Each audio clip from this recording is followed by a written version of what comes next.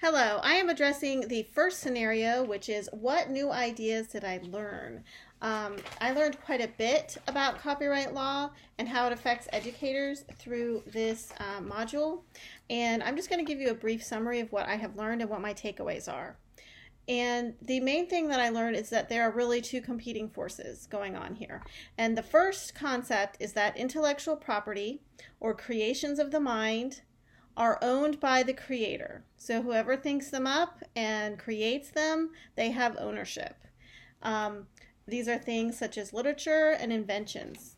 So that is the first thing. And this idea really started to come about in society after the invention of the Gutenberg printing press. And we have seen information from that going back as far as 15th century Venice.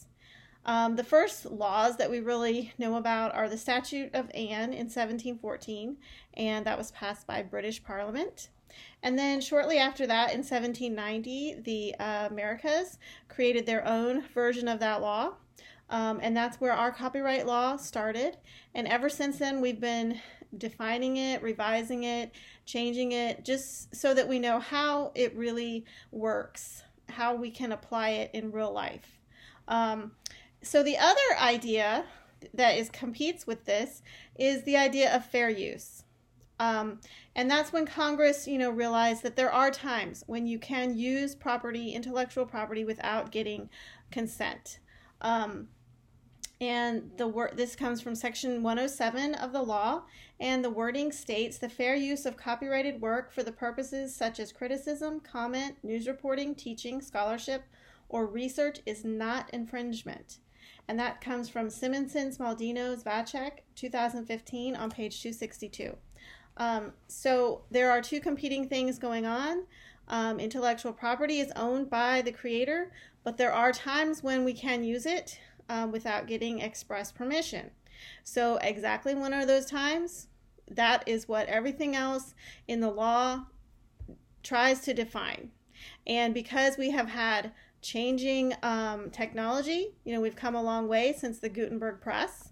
Now we have very high-speed copy machines, and we have all kinds of digital technology that allows us to transmit information over the internet.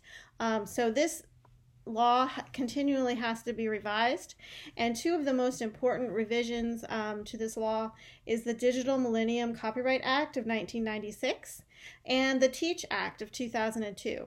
And those really help define what we can do with online media and what we can do for distance learning situations.